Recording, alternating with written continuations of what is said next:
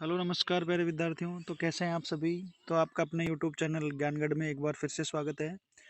प्यारे विद्यार्थियों, आज से हम कुछ नया करने जा रहे हैं। आज की हमारी क्लास पुराने पेपरों को लेकर होगी, क्योंकि आज तक की आरएसएसबी और आरपीएससी द्वारा जो भी एग्जामें आयोजित करवाई गई है उन पेपरों का हम सॉल्यूशन करवाएंगे। Topic paper wise paper. तो आज का अपना पहला पेपर है जिसका कोड है 131D। तो आइए शुरुआत करते हैं आज की क्लास को।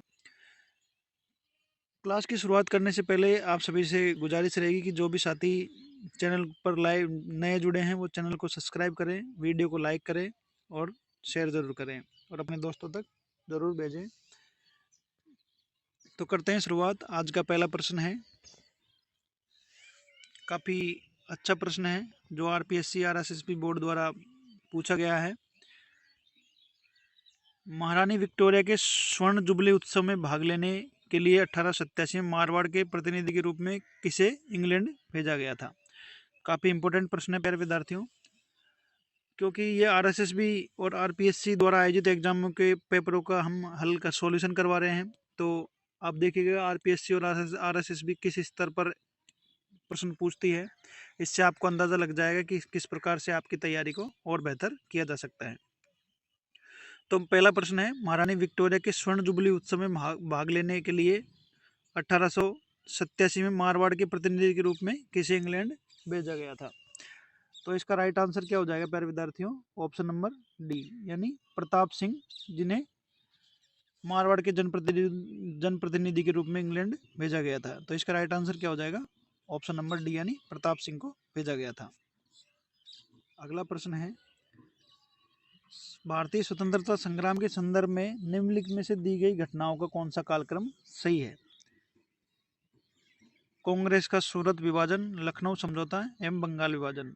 ऑप्शन नंबर बी है बंगाल विभाजन, कांग्रेस का सूरत विभाजन और लखनऊ समझौता। तो इसका राइट आंसर क्या हो जाएगा? ऑप्शन नंबर बी हो जाएगा, क्योंकि बंगाल विभाजन 1905 में हुआ था, कांग्रेस का सूरत अधिवेशन 1907 में हुआ था और लखनऊ समझौता उसके बाद हुआ था।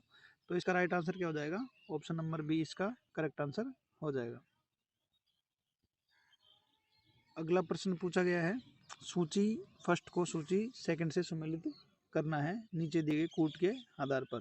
नाना साहब, बहादुर शाह जफर, लक्ष्मीबाई और तात्या टोपे, ये सूची वन में दिए गए हैं।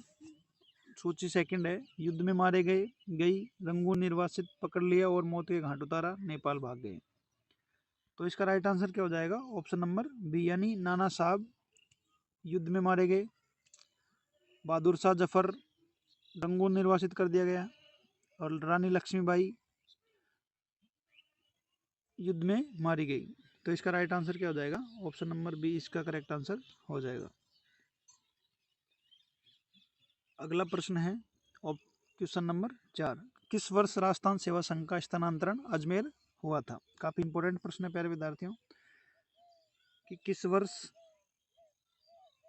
थोड़ा मैं कलर चेंज कर लेता हूँ, कि किस वर्ष राजस्थान सेवा संघ का स्थानांतरण अजमेर में हुआ था। ऑप्शन नंबर 1 है 1918 में, ऑप्शन नंबर 2 है 1919 में, ऑप्शन नंबर 3 है 1920 में, ऑप्शन नंबर 4 है 1921 में।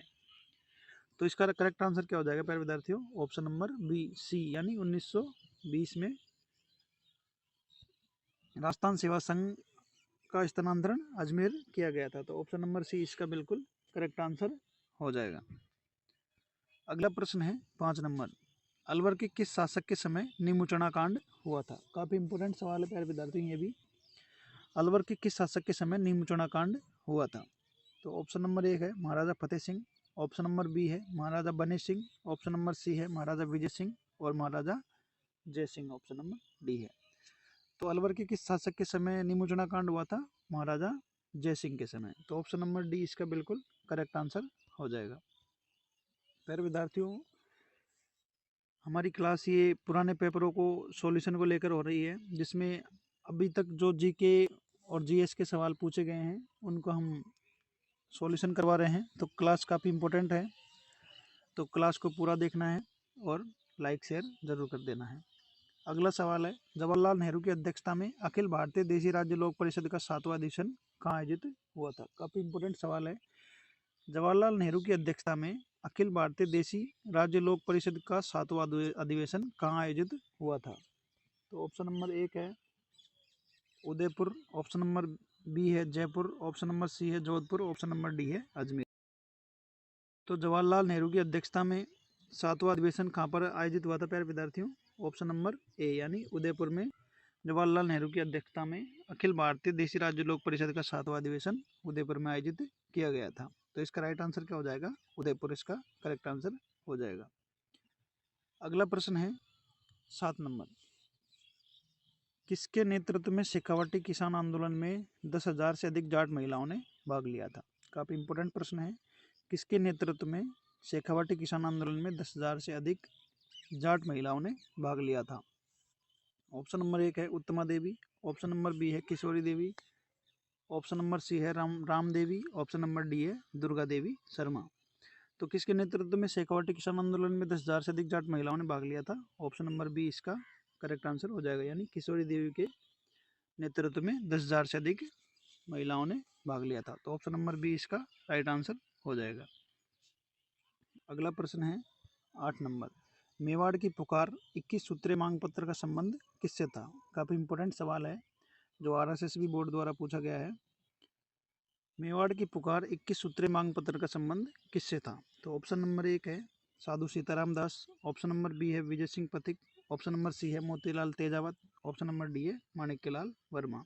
तो मेवाड़ की पुकार 21 सूत्रीय मांग पत्र का संबंध किससे था? मोतीलाल तेजावत से था। तो इसका राइट आंसर क्या हो जाएगा? ऑप्शन नंबर सी इसका बिल्कुल करेक्ट आंसर हो जाएगा। अगला प्रश्न है मौलवी लियाकत अली जिन्होंने 1857 के स्वतंत्रता संग्राम के दौरान महत्वपूर्ण भूमिका निभाई निम्नलिखित में से किस शहर से संबंधित है?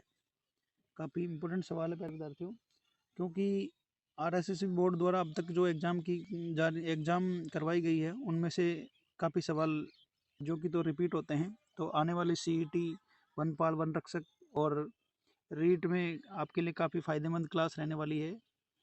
तो अगला प्रश्न है मौलवी लियाकत अली जिन्होंने 1857 संग्राम के समय दौरान महत्वपूर्ण भूमिका निभाई निम्नलिखित में से किस शहर से संबंधित थे? तो ऑप्शन नंबर 1 है लखनऊ, ऑप्शन नंबर बी है फैजाबाद, ऑप्शन नंबर सी है बरेली, ऑप्शन नंबर डी है इलाहाबाद। तो इसका राइट आंसर क्या हो जाएगा? राइट आंसर हो जाएगा, तो ऑप्शन नंबर डी इसका बिल्कुल करेक्ट आंसर हो जाएगा। अगला प्रश्न है 10 नंबर। आरजी भंडारकर और आत्माराम पांडुरंग निम्नलिखित में से किस संस्था से संबंधित थे? आरजी भंडारकर और आत्माराम पांडुरंग निम्नलिखित में से किस संस्था से संबंधित थे? किस संस्था से उनका संबंध था? तो ऑप्शन नंबर 1 है Home Rule League, option number B है Atmiya Sabha, option number C है Ramakrishna Mission, option number D है प्रार्थना सभा।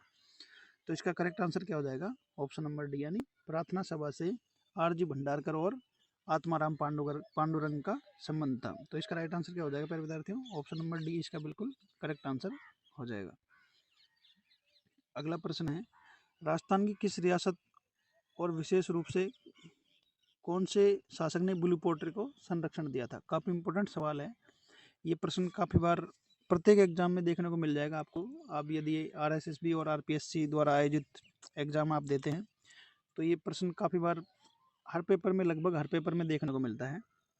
तो इसका ऑप्शन नंबर 1 है Jaipur Sawai Pratap Singh, Jaipur Sawai Ram Singh second, option number C है Mewar Maharana Fateh Singh, option number D है मेवाड़ महाराणा सज्जन सिंह। तो राजस्थान की किस रियासत और विशेष रूप से किस शासक ने ब्लू पोल्ट्री को संरक्षण दिया था? तो जयपुर के सवाई राम सिंह द्वारा दिया गया था। किसके द्वारा दिया गया था? जयपुर के सवाई राम सिंह सेकंड द्वारा दिया गया था। तो इसका ऑप्शन नंबर बी इसका बिल्कुल करेक्ट आंसर हो जाएगा। अगला प्रश्न है पृथ्वीराज की 12 खंभों की छतरी निम्नलिखित में से किस किले में स्थित है? काफ़ी इंपॉर्टेंट सवाल है प्यारे विद्यार्थियों। पृथ्वीराज की 12 खंभों की छतरी निम्नलिखित में से किस किले में स्थित है? तो ऑप्शन नंबर 1 है मेहरानगढ़ किले में, ऑप्शन नंबर बी है गोगुंदा किले में, ऑप्शन नंबर सी है चित्तौड़गढ़ किले में, ऑप्शन नंबर डी है कुंभलगढ़ किले में। तो इसका राइट आंसर क्या हो जाएगा प्यारे विद्यार्थियों? ऑप्शन नंबर डी यानी कुंभलगढ़ किले में पृथ्वीराज की 12 खंभों की छतरी स्थित है। तो इसका राइट आंसर क्या हो जाएगा? ऑप्शन नंबर डी इसका बिल्कुल करेक्ट आंसर हो जाएगा। अगला प्रश्न है कथोड़ी जनजाति मुख्यतः किस जिले में पाई जाती है? काफ़ी इंपॉर्टेंट सवाल है ये भी। जनजाति टॉपिक में से प्रश्न पूछा गया है।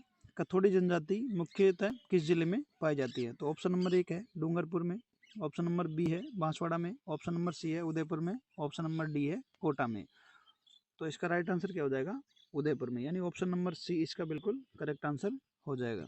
तो ये थी प्यारे विद्यार्थियों, आज के हम इतना ही प्रश्न हल करेंगे। अगली क्लास में और आगे के प्रश्न हल करेंगे। तो मिलते हैं अगली क्लास में, तब तक के लिए धन्यवाद। तो ये थी आज की क्लास, और कैसी लगी आज की क्लास आपको कमेंट बॉक्स में कमेंट करके ज़रूर बताएं। तो मिलते हैं अगली क्लास में, तब तक के लिए धन्यवाद।